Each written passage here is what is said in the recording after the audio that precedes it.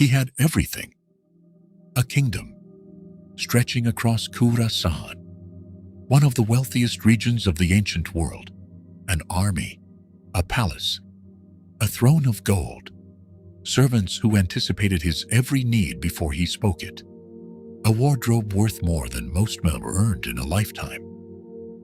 He was the king of Balkh, in what is now Afghanistan, in the year 750 CE. And one night, sitting alone in his palace, he heard footsteps on his roof. He called out, "Who is there?" A voice answered, "I have lost my camel. I am searching for it." The king laughed. "You fool! Who searches for a camel? On the roof of a palace?" The voice was silent for a moment. Then it said, "And you, who sits on a throne of gold, who searches for God in the lap of luxury, which of us is the greater fool?"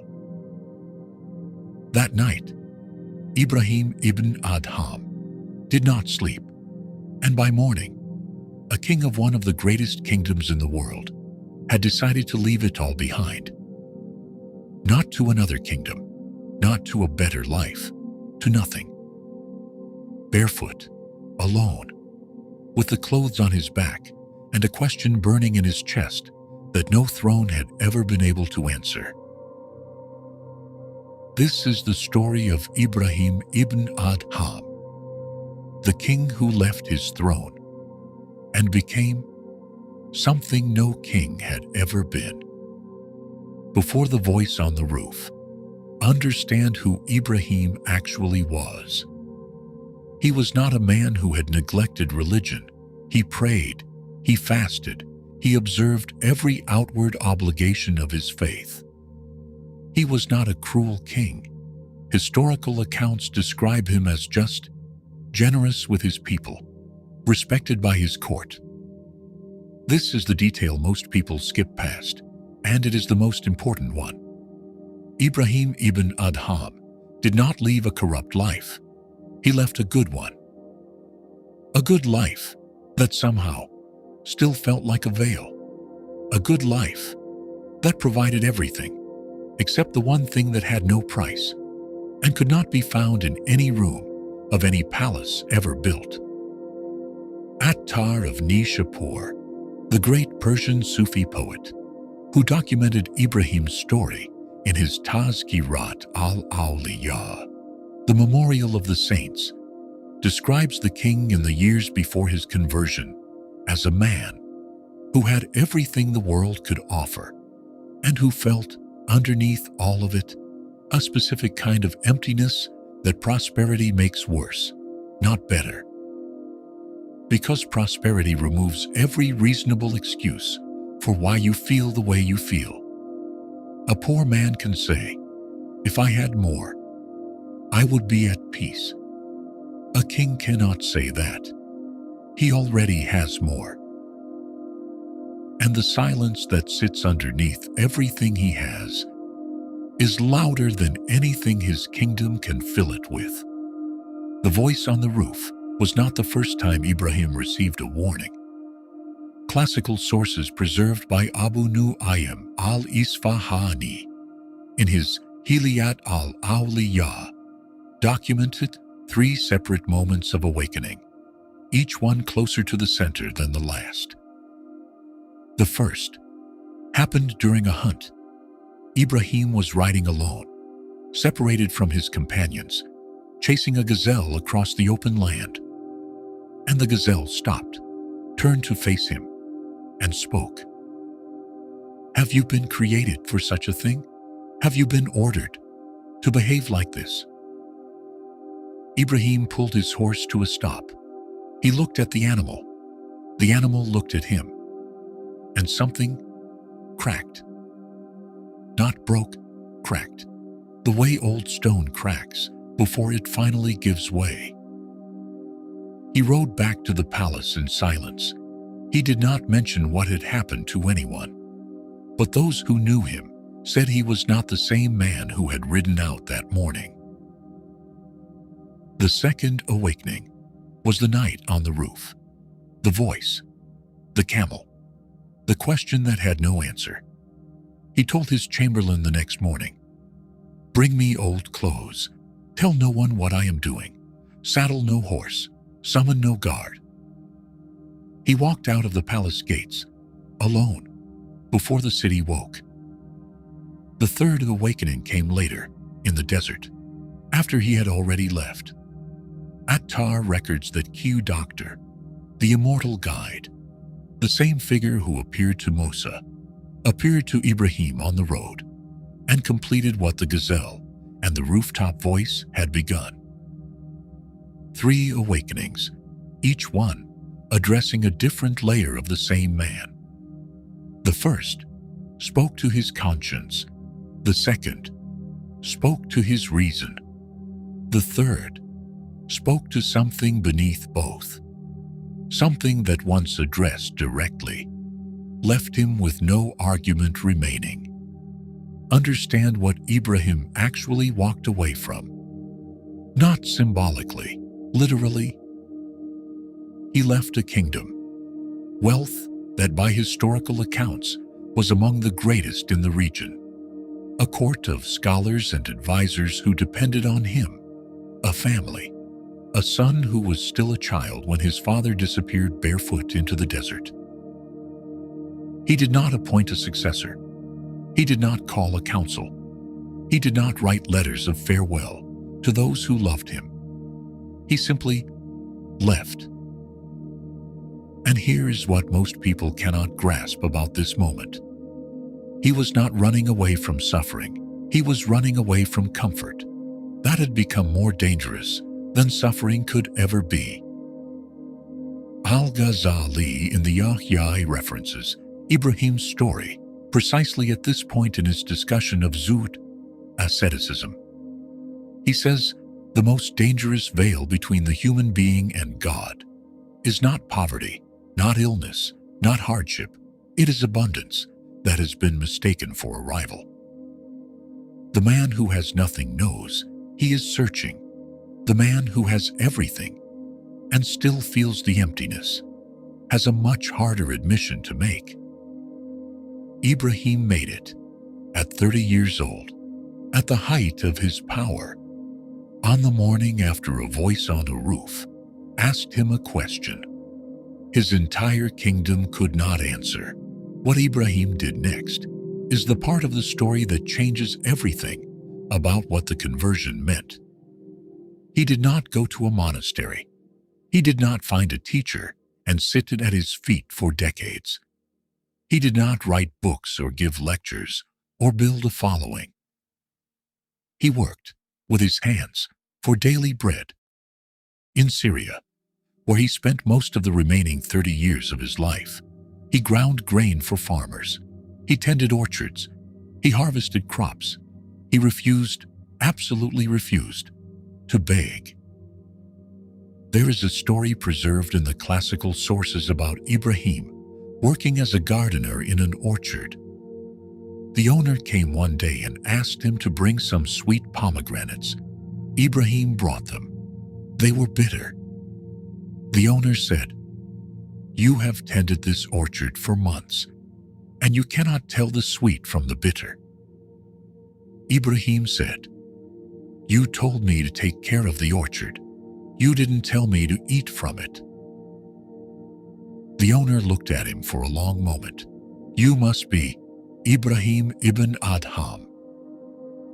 Ibrahim left the orchard that same day, because once he was recognized, the anonymity was broken, and anonymity was the one thing he guarded more carefully than the king had ever guarded his treasury.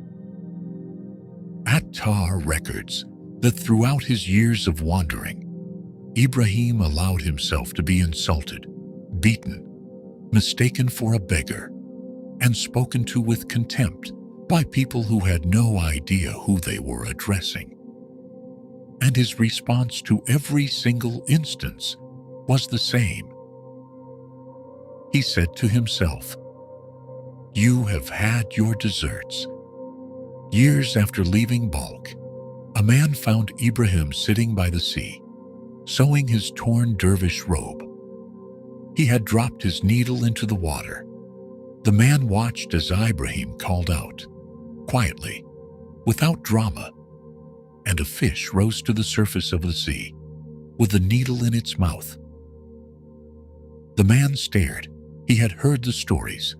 The king of Balk, the throne abandoned, the years of poverty.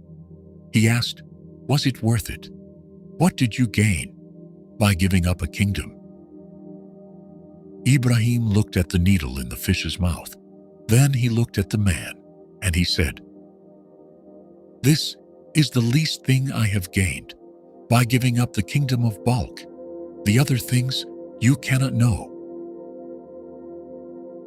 That single sentence is the most important line in the entire story. Not because of the miracle. The miracle is the least of what he is pointing to. He's pointing to something the miracle is merely a visible shadow of.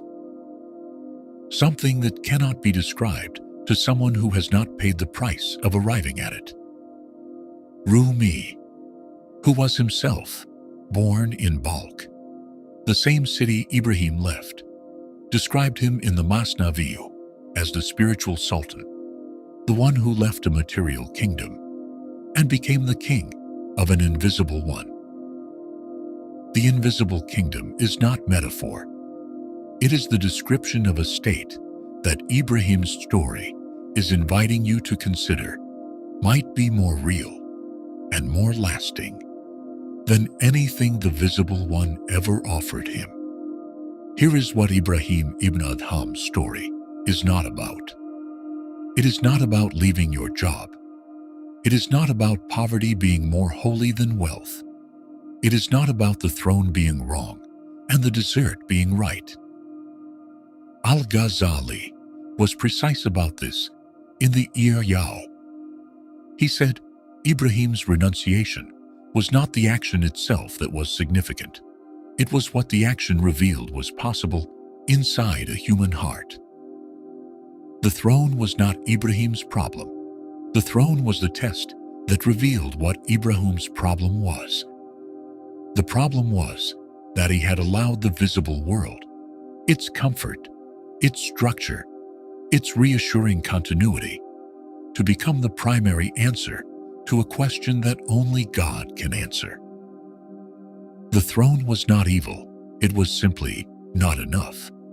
And until something forces you to admit that what you have is not enough, you will keep rearranging it, improving it, adding to it, and calling the arrangement a life.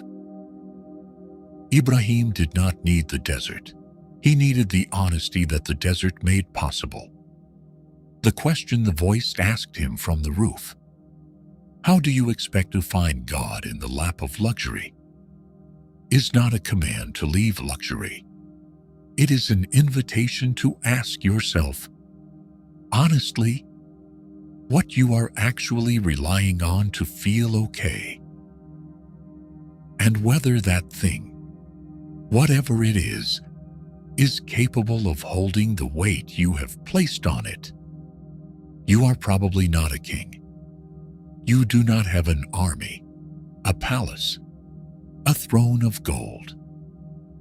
But you have something you are holding tightly enough that losing it feels like losing yourself. A career that has become your identity, a relationship you have made responsible for your peace, a version of the future you have written in your mind so clearly that the present moment feels like a waiting room until it arrives. The voice on Ibrahim's roof was not asking him to abandon his kingdom. It was asking him one question: is this what you were made for? Is this what you were made for? Not whether it is good, not whether you deserve it, not whether you have worked hard enough for it.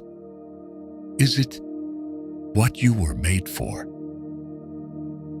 Ibrahim answered honestly, and the honest answer cost him everything he thought he was, and gave him back something he could not have named before the night the voice spoke. but that he spent the rest of his life trying to point toward for anyone who had ears to hear it. The least of it. A fish returns a needle from the bottom of the sea. The rest of it, you cannot know, unless you are willing to ask the same question Ibrahim asked, and sit still long enough to hear the honest answer. Ibrahim ibn Adham died around 782 CE on the shores of the Byzantine Sea, in a simple woolen robe worth a few dirhams, with nothing to his name that the world would count as valuable. Centuries later, Rumi wrote about him in the Masnavi. Attar wrote about him in the Memorial of the Saints. Al-Ghazdali cited him in the Iqya. Every major Sufi master, across 1,000 years, kept returning to his story. Not because he was the most learned, not because he performed the most miracles, not because his theology was the most precise, but because his story answered a question that every human being who has ever lived has asked in their quietest moments. Is there something on the other side of everything I am holding on to? Ibrahim's answer. After 30 years of grinding grain and tending orchards and being beaten by strangers who did not know his name, after 30 years of the needle and the fish and the invisible kingdom, was yes. Yes, and it is more than you can imagine from where you are standing. Comment below. What is the voice on your roof asking you right now? And are you brave enough to answer it honestly?